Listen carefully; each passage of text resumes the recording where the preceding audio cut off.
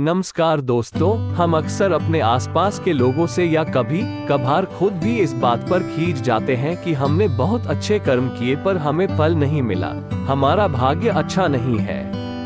पर हम ये भूल जाते हैं कि हमें सिर्फ अच्छे कर्म करने ही नहीं होते, बल्कि हमें खुद पर और अपने कर्मों पर यह भरोसा भी करना होता है कि सत्कर्म से ही भाग्य अच्छे बनते हैं, और हमने अगर निस्वार्थ रूप से अच्छे कर्म किए हैं तो हमारा भाग्य सदैव अच्छा ही होगा।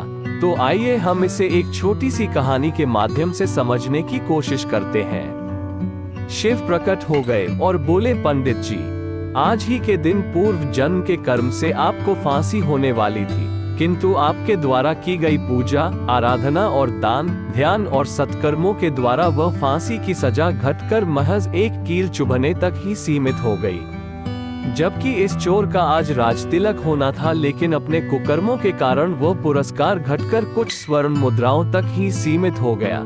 एक बार की बात है, गंगा नदी के तट पर एक शिव मंदिर था। उसमें एक पंडित और एक चोर रोज आते थे।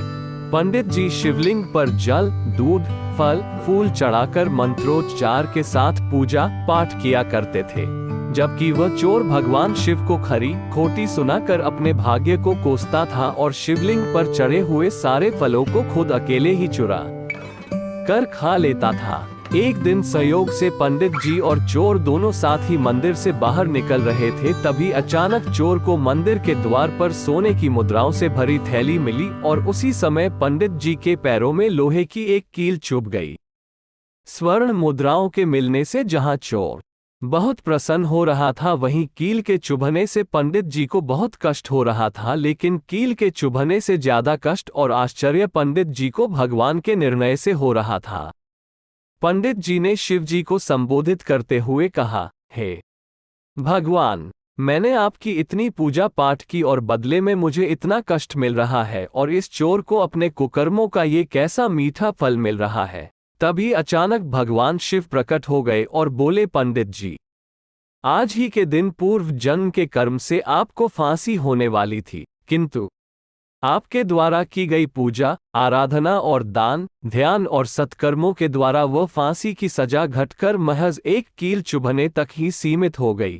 जबकि इस चोर का आज राजतिलक होना था, लेकिन अपने कुकर्मों के कारण वह पुरस्कार घटकर कुछ स्वर्ण मुद्राओं तक ही सीमित हो गया।